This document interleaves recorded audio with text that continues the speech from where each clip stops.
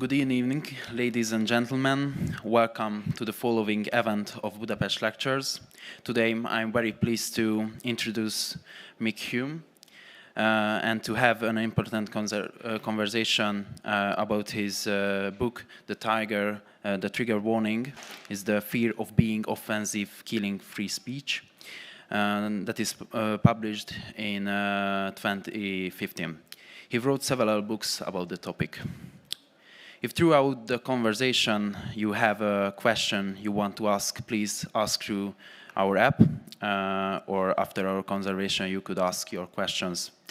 So let me introduce our guest, Mick Hume, a British journalist and author who is writing about the free speech and freedom of the press. He was born in southeast England, then educated in University of Manchester. In 1988, he launched the Living Marxist magazine. He was a columnist for the time. In the 2008, launched online magazine Spiked, and he was the column also. So, Mr. Hume, the floor is yours.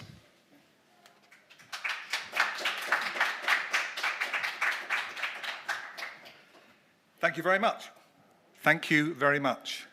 I'm delighted to be here. I want to thank our hosts for inviting me, particularly to be speaking in a venue named after my friend Roger Scruton, the English philosopher with whom, although he was supposed to be very right-wing and I was supposed to be very left-wing, I had many constructive and fierce discussions about political and philosophical issues with, usually over at least 2 bottles of wine. A great man and a very sad loss. I'm delighted to be here in the beautiful historic city of Budapest, and I bring greetings from the not quite so beautiful but historic city of London, where if you, according to whose media you read, you may have learned that in London, in England, we have no fuel, no fish, no friends, no Christmas, no hope, really, no future. I'm here to assure you, not for the first time, not to believe everything that you hear and read. We're fine. There is life outside the EU, and as one who campaigned for many years for Brexit, I would like to say that many of us still believe that democracy and national sovereignty are more important than the price of fish. But one thing we don't have enough of in London, in Britain today, is freedom, and in particular, freedom of speech. Not only in Britain, but across the West, the truth has been turned on its head. The reality is we don't have enough free speech, but the consensus in our politics and culture and media now is that somehow we have too much freedom of speech, that we need more restrictions on what can and cannot be said in public. I'll give you a couple of British examples of things which have happened recently, which have been repeated in different ways across Western Europe and in America. In England recently, you may have seen that a member of Parliament representing the governing Conservative Party, the Tories, called David Amess, was murdered in his constituency. He was murdered in a church building where he was holding a meeting for his voters. The conclusion you could draw from the political discussion which followed his murder was that he had been murdered by Twitter, because the conclusion was a Tory MP has been murdered, therefore we need less free speech. We need more constraints on what people can and can't say on social media, as if he'd been murdered somehow by nasty tweets rather than being stabbed multiple times by an alleged Islamist terrorist. You're not allowed to talk about that because that would be offensive and Islamophobic. So we'll talk about the need for censorship instead. The British government, at the behest of campaigners, wants to bring in a law to have more controls over what can be said online, in which they say they will criminalise words which might cause psychological or emotional damage. Psychological or emotional damage. That is an open book for any censor. That is what we call a blank check for censorship. Because if you say, my words have emotionally damaged you, how can I argue against it? How can I possibly argue that I have not emotionally damaged you? It's an entirely personal, subjective definition. And so it gives a carte blanche to censors to control anything they don't like. Just one more example of what's been going on. Football. You may have noticed in the summer that despite having the most boring coach in world football, England made it to the final of the European Championships, where they lost to Italy, predictably, in a penalty shootout. After that penalty shootout, the three young players who came on, all happened to be black, who came on and missed the England penalties, two of whom had only just got onto the pitch and it was their first kick, received a lot of abuse. Most of it was normal football abuse from people like me, saying, you're paid £100,000 or £200,000 a week, why can't you even score a penalty? Normal kind of football abuse. A tiny minority of the abuse was racist. But this became a huge national scandal. There had been some racist abuse of the players. And last month, a man who published an 18-second video attacking the black England players, 18 seconds of racist abuse on Facebook for 2 days, was sentenced to 10 weeks in jail. I mean, he's an idiot. He's a racist scumbag. 18-second Facebook video, which nobody even saw, 10 weeks in jail. Why?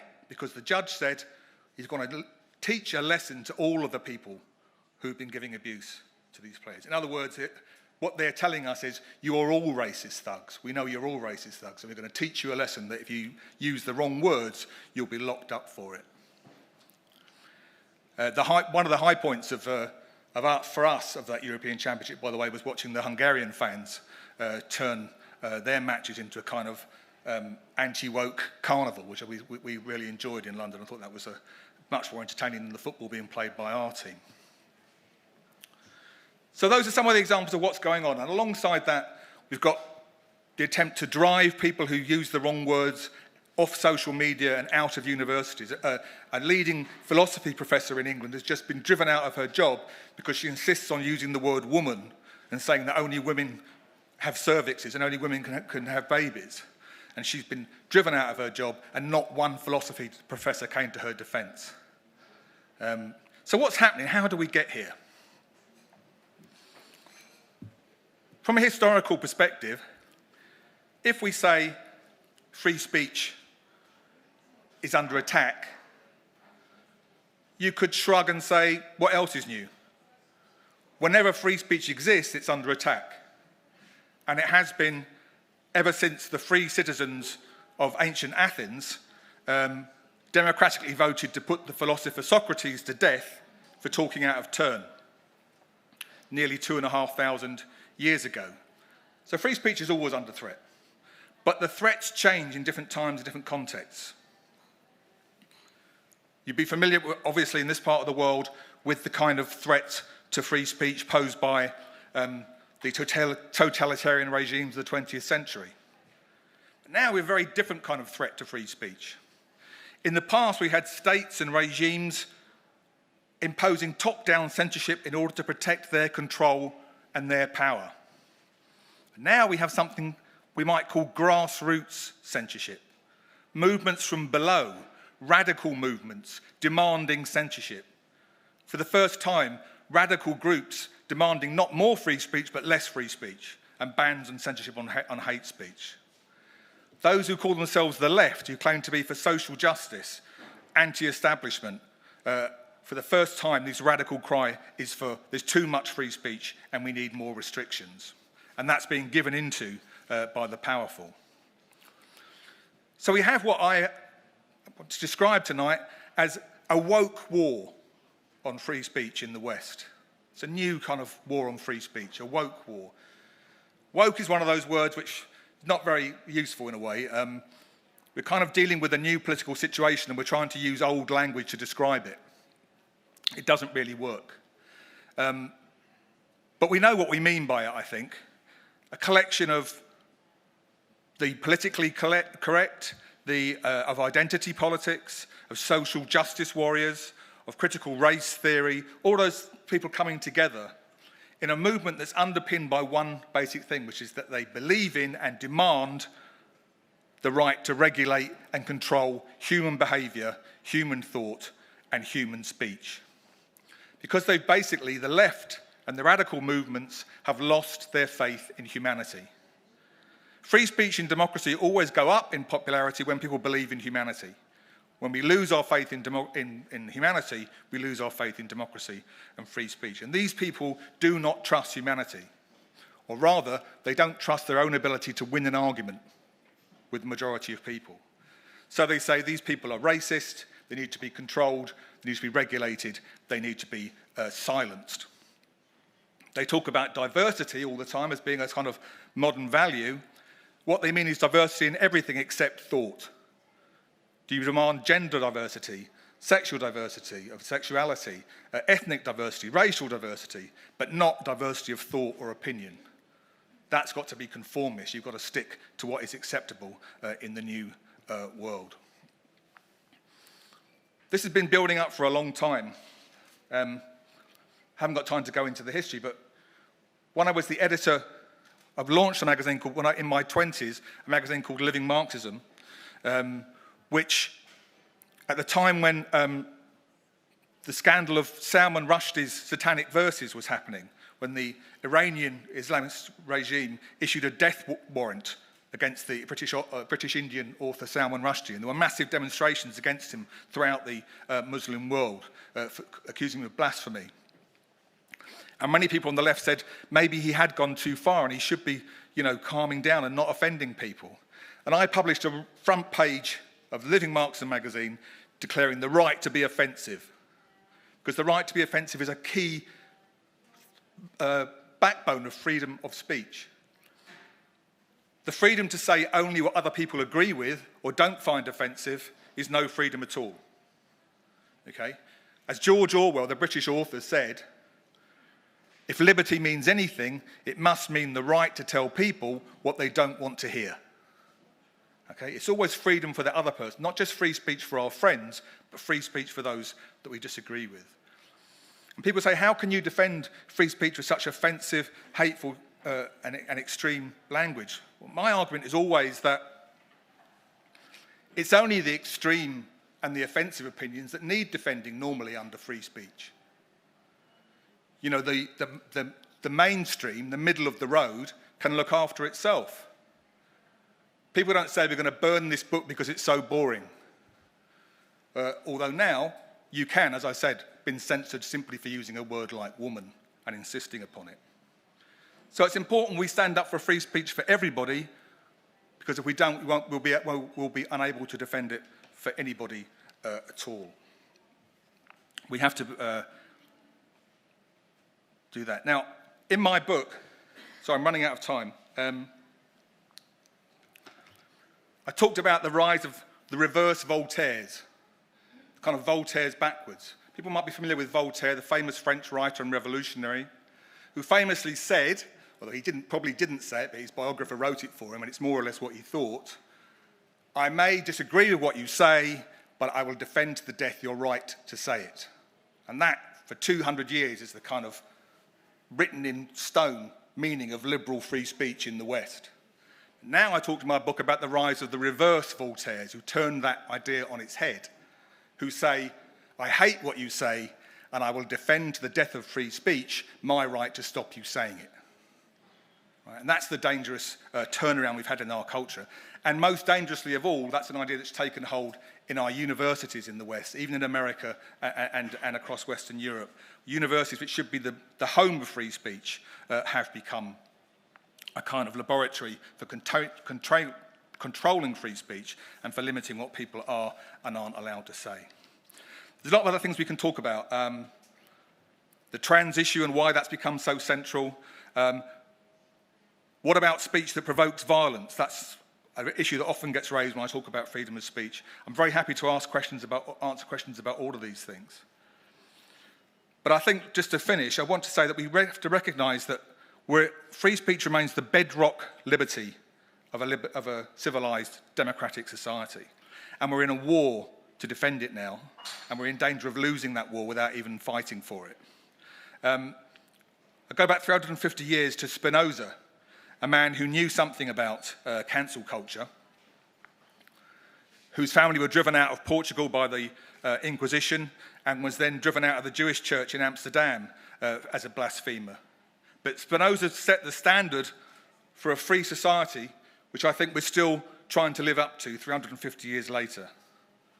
He said, in a free state, every man, and we would say every woman or other, in a free state, every man may think what he likes and say what he thinks.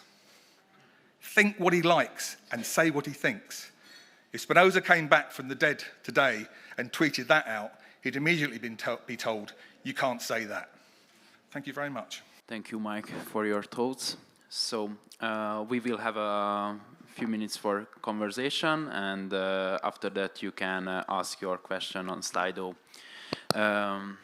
So my first question is freedom of speech under threat? And who attacks our freedom of expression? Okay, so I know what you're getting at, right? You're saying, how can I'm standing on a platform giving a public speech about how we haven't got any free speech. Okay? Obviously, we don't live entirely in a totalitarian dictatorship where you are not allowed to express an opinion, but we do live in a society where freedom of speech is under attack from various directions. And there's two combining forces attacking it. One is what we might call official censorship, the kind of government laws that I was talking about to control what can and can't be said on the web, to try and regulate newspapers in Britain. There's been a huge debate about that in recent years. The other one is kind of unofficial censorship. It's coming from the bottom up, what we might sometimes call Twitter mobs. The idea that if someone says something that you disagree with, you organise a social media witch hunt against them and silence them. You pick out on university professors you don't like what they're saying, and you run campaigns that mean you try and get them sacked. Now, what this creates is a situation where, first of all, in England, for example, more people are now being jailed for what they say than at any time since the 17th century, which is quite a dangerous trend to be happening, even in relatively small numbers. But much more widely, I'll finish on this, we live in a society where almost the majority of people, according to opinion polls, are afraid to say what they think. Right? A culture has been created of conformism in the name of diversity, which means only certain opinions can be freely expressed. They are afraid to say what they think, and many people are afraid because they don't know what words they're allowed to use, because the words that we're allowed to use change so frequently. You might have seen the story this week about the European Commission having a new list of words it tried to put out about what you can and can't say in EU documents. Don't use the word Christmas, because that could be Islamophobic. Don't talk about humanity colonizing the planet Mars, presumably because that might be offensive to Martians, I don't know. But, so there's a constant war about which words you are allowed to use, and it means more and more people are afraid to speak out and say what they think. And I think that's where the danger is. So it's a kind of silence rather than a jackboot stamping on you that is the danger to free speech now. Sorry, that was too long, but I hope you got Thank you. It is interesting because we are living in a digital age. We have Facebook, Twitter, and other apps. So, but we can feel that sometimes on Facebook, on Twitter, our expression is under attack, under threat. And what do you think about that one? Yeah, the internet and social media is fascinating in this respect because there's obviously two sides to that story. There's two aspects to it. On the one hand, it has democratized publishing and the ability to speak to large audiences on a global scale. So, for example, when I started, when I was a young left-wing firebrand and I started editing little newspapers and magazines that we printed, people would be on the street corner selling them on demonstrations, or you'd be fighting to get 2 copies into a local newsagent's shop, you know, that maybe you could sell a few thousand if you were lucky. When I launched Spiked Online magazine in 2000, immediately I was talking to the world. And now Spiked has a readership of hundreds of thousands of people all over the world, and often has more readers in America than it does in Britain, according to what's going on in the world. So that's one side of internet and social media. And we can all go on Facebook and Instagram and Twitter and have something to say. But on the other hand, these are also now becoming major institutional censors, where they are becoming more and more careful about banning people. Or they have algorithms which ban you if you use a word they don't like, even the most ridiculous situations. The political bias behind them is very clear. If you looked at their activities during the American election, it was very clear which side the owners of the social media, the billionaire owners of the social media, were on. And so that's a very dangerous thing for us. And what really worries me is that many people who think of themselves as politically active and radical these days are actually asking the billionaires who own Facebook and Instagram and Twitter to do their censoring for them. They're actually, we demand that Facebook take down hate speech and offensive language. We demand they get rid of the right wing from social media. So it's the left asking billionaires to decide what we are and are not allowed to read. It's crazy.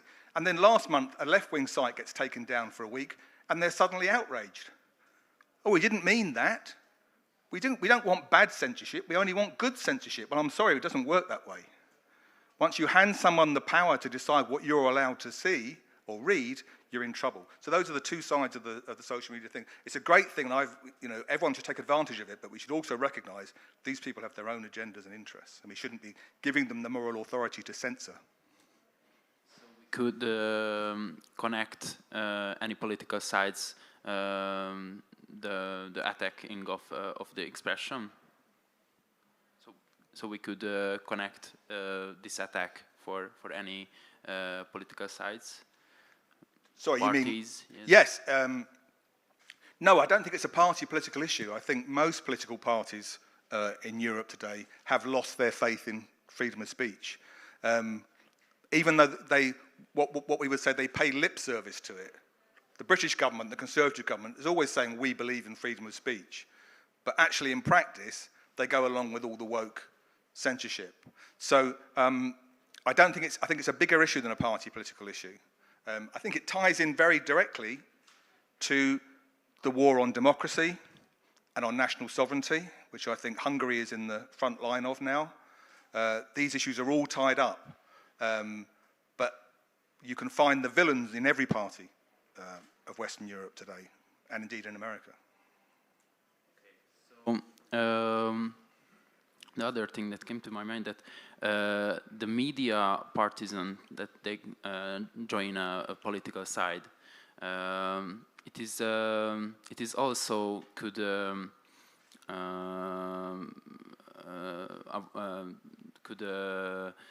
develop the danger of the expression to attack.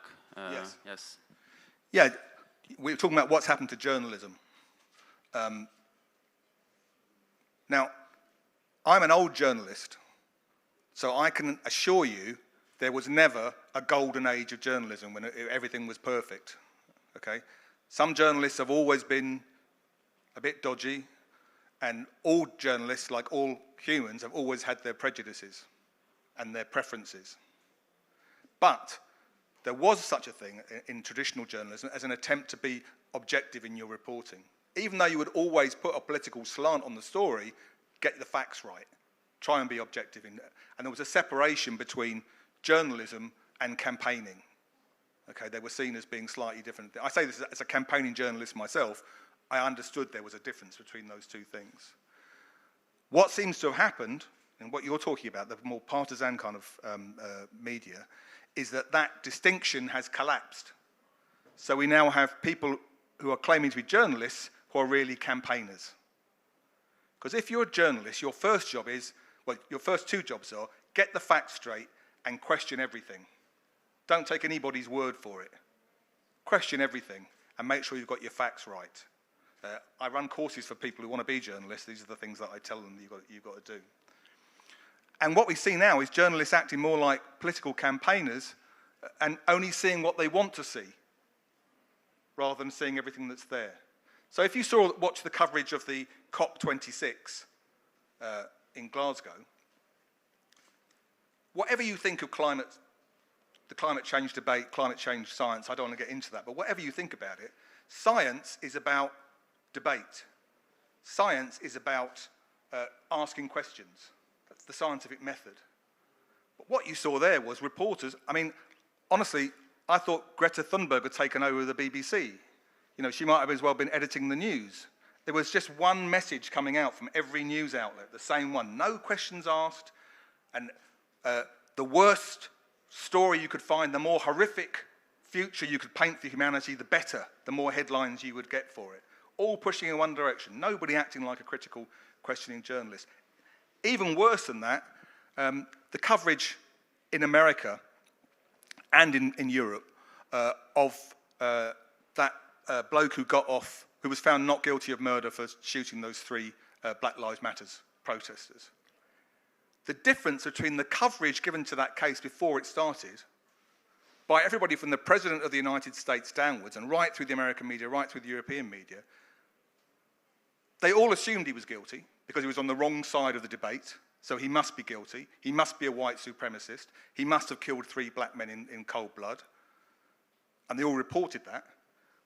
And when they got to court and the security footage, the film footage, showed a quite different picture, that actually he was acting in self-defense, the blokes he shot were white, and the whole thing was much more messy than it had been painted, they didn't know what to do, and some of them just continued telling the story. There's a paper called The Independent in London, one of the main kind of liberal newspaper outlets, only online now, sorry, it is online as well now. It ran a front page on the morning of the verdict, said he'd been found not guilty of shooting dead 3 black men. After the court case, they were still claiming the people who'd been shot were black, because that suited their story, that suited their agenda. So this is an extraordinary kind of turnaround or a damage, a downgrading of what journalism means. And I think it's something we should be very worried about. And it means everybody's got to, I mean, when I was, and throughout my journalism career, and political career, my 2 kind of matching slogans have always been, I used to sell T-shirts with it on, ban nothing, question everything. And I think we need a bit more of that spirit in journalism and the media today. And why do you change your mind? Why do you change political sides? Well, this is a good question. You mean, why am I not left-wing anymore? Is that what you're trying to say? Yes, absolutely. Well, I suppose like all people, I don't really think I've changed at all. I think the politics has changed around me.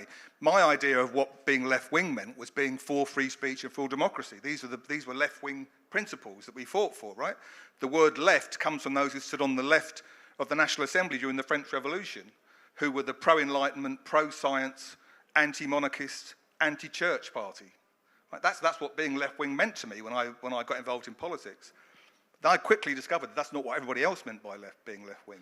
And today, left-wing means an authoritarian, woke censor. So I don't know what to call myself anymore. A few years ago, I used to call myself a libertarian Marxist because I thought it was quite good because it upset the right people on both sides of so it upset all the people who thought they were Marxists, and it upset the people who thought they were libertarians, and I quite like that. But even then, it's not a very accurate kind of description. So I don't know what I am anymore, a radical humanist, but I certainly still believe in human emancipation and in liberty and free speech as the kind of bedrock of any free society.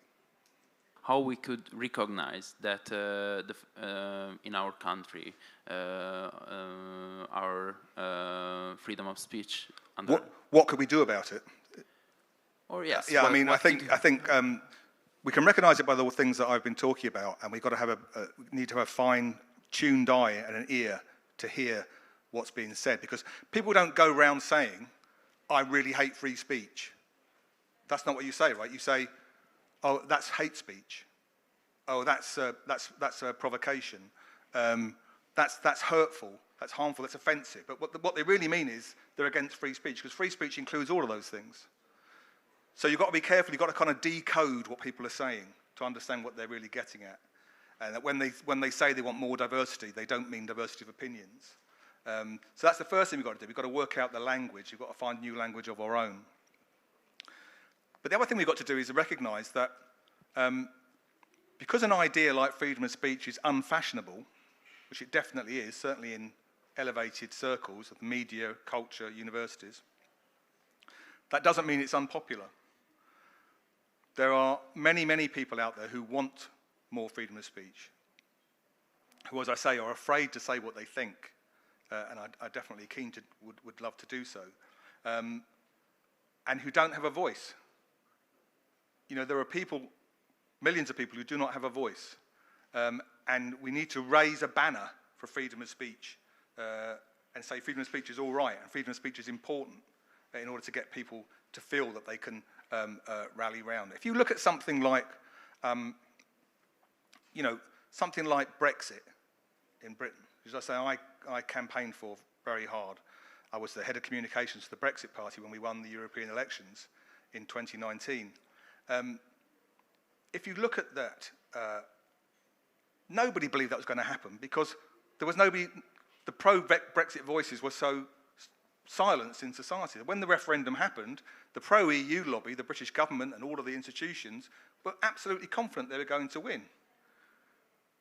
But when the Brexit campaign put the flag up and said we're standing for democracy and sovereignty and taking back control, millions of the silent majority came out and won the election for them. Right? It happens. It can happen. Look what's just happened in America, where the kind of woke elite have taken control of the education system. And suddenly in states like Virginia, parents have started protesting about this and saying we don't want our children being ideologically having drummed into them critical race theory and we don't want trans ideology being drummed into our children, our young children at school. Parents started protesting. The school board, the people who control the schools, described the parents as troublemakers and got the Justice Department to describe them as domestic terrorists who should be arrested and driven out of the meetings and not allowed to protest. What then happened was when they had the election for the governorship of Virginia, the Republican candidate, opportunistically no doubt, said, I'm in favour, I'm on the parents' side. And he won the state for the first time in many years, Republicans won. So raising a flag, saying we are prepared to stand up for these things that you believe in but you're afraid to talk about, can work. So that's the first thing we've got to do, is get the argument for free speech out there, put the flag on the high ground. Okay, and I would like to ask you that, do you have ever experienced that your freedom of expression, freedom of speech is under attack in your country, exactly in your life, exactly in your mind? Well, I find myself continually in situations where, like what I'm talking about not people being worried about what they are or aren't allowed to say. I tend to be quite loud-mouthed, so I kind of speak up. But I find that, there are less places that want to publish me when I'm talking about certain issues. People don't want you to do certain things. I mean, it's happening everywhere, all over the place. But I don't worry about it because I have my own platform and my own confidence in my own ideas. And I think if we speak up, we can be heard. Okay. The following question will be from the audience. Is criticism of speech of others not included in free speech? I believe the point is to be able to discuss ideas freely, including whether something is offensive. I don't know who asked that question, but I agree with it 100%. That's exactly what free speech means. It means you have the right to express your opinion, and I have the right to tell you you're talking rubbish. Right? It means that we both have the right to say what we think in a debate. I'd absolutely defend anybody's right to criticize what I say, to tell me what I'm saying is offensive. I'm not particularly keen on them telling me that I'm a racist, which is, people will be familiar in debates these days, a word that gets bandied about all the time. You say, oh, it's a way of closing down a debate, so I don't have to talk to you because you're a racist or a transphobe or a homophobe, so I don't have to talk to you. And that kind of closing down a debate is not really criticism. But I'm entirely in favour of anybody's a chance. That's what free speech means, right? What tolerance means, actually what tolerance means is tolerating the right of somebody else to express their opinion and then tolerating your right to tell them what you think of it and argue back with no holds barred. That's what real tolerance is. Tolerance doesn't mean keeping your mouth shut, and tolerance doesn't mean censoring somebody else because you think they're being intolerant. So, yes, we should have an open debate about these things, but that is not going to happen if we start censoring things for being too offensive. Okay. The next question. Are we at Orwellian newspeak level already? Yes. Now, this is a very good question. I don't know about in Hungary, but in Britain, people use the word Orwellian all the time. They use it a lot of time to describe anything they don't like. They talk about, it's an Orwellian nightmare.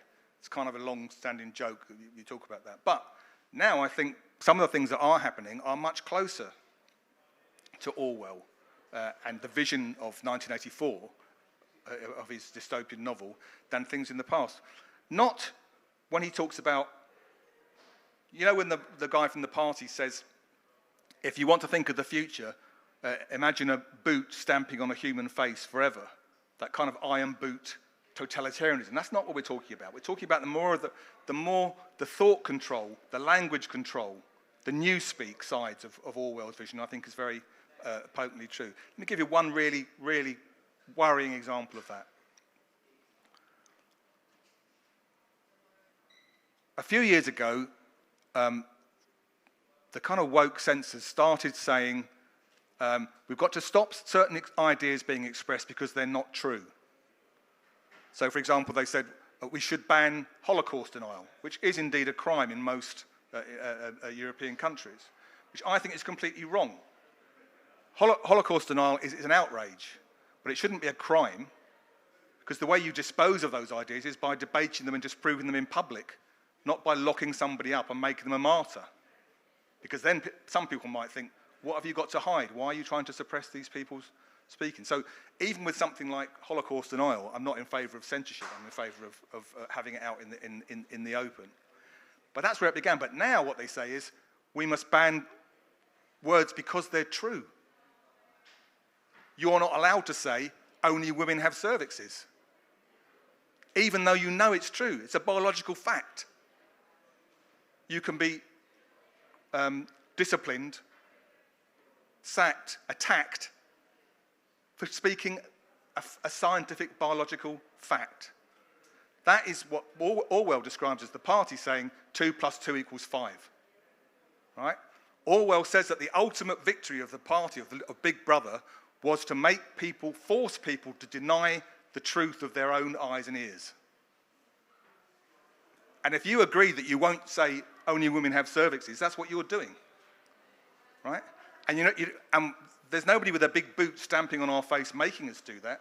We're doing that because we're scared to stand up and speak the truth. So there are some worrying parallels between what's happening now and what Orwell talked about, and I think we should be aware of them. Okay. Why did the trans issue become so central?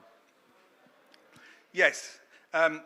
This is a complicated issue, and I don't want to bore you all too much about it, but it's a bizarre situation when you have really a handful of trans activists, really ideologically driven trans activists, have become such a force in the debate about such an important issue as free speech. How could that happen?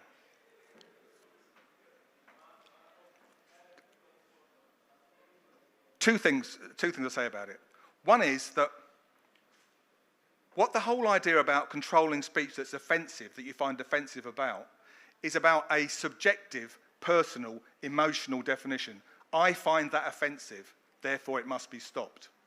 I find that emotionally harmful to me, therefore you shouldn't be allowed to say it.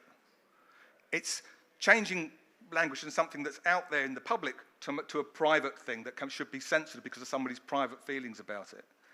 And I think the trans activism is the kind of poster boy or poster girl stroke for that point of view, because what they're saying is, I am who I say I am, and you've all got to accept that I am who I say I am.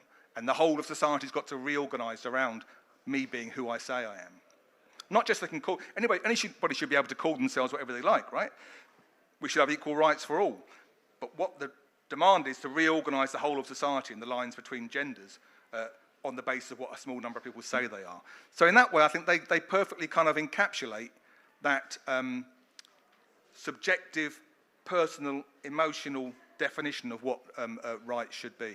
And on the other hand, the reason they've become so central is because those in authority, those in power, have given in to them. Because it's just a spineless collapse in front of them. There was no way that that handful of people would ever have had this kind of impact if it wasn't for the fact that all of the institutions of a society like Britain, from the civil service to the universities to the BBC, have just laid down in front of them.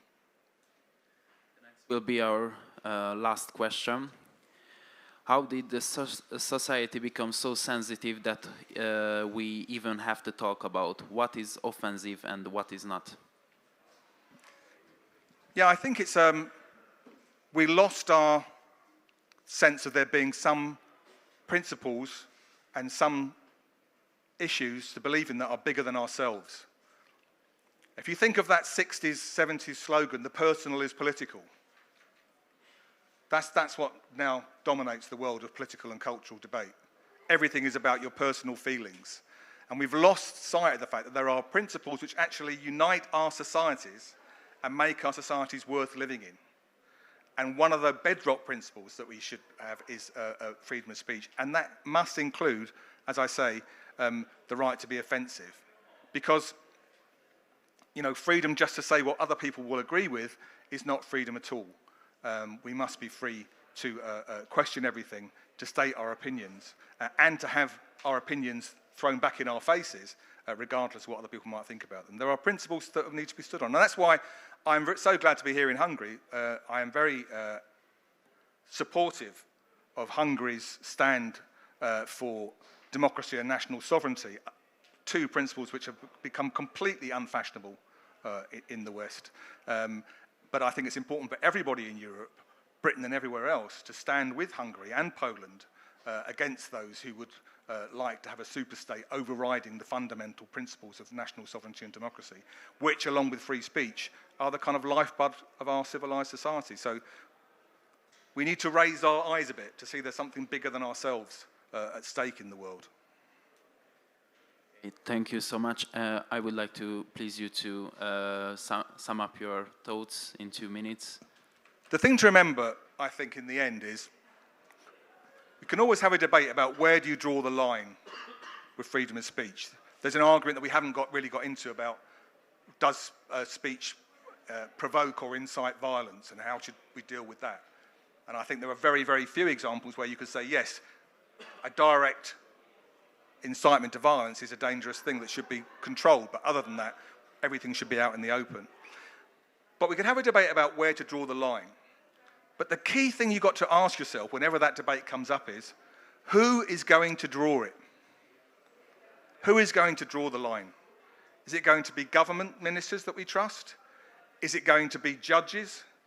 Is it going to be a handful of trans activists? Is it going to be the billionaires in Silicon Valley? Anytime we're asking somebody to draw the line, we're letting control of what we're allowed to see and hear be taken out of our hands. And that's why we have to have open debate where the public can decide for itself. And always remember that an attack on free speech is an attack on a double-barreled attack. First of all, it's an attack on your right to speak, but secondly, it's an attack on my right to listen to you and decide for myself whether I believe you, and not have that decision made for me by a judge, a government minister, or any other goon. Thank you very much.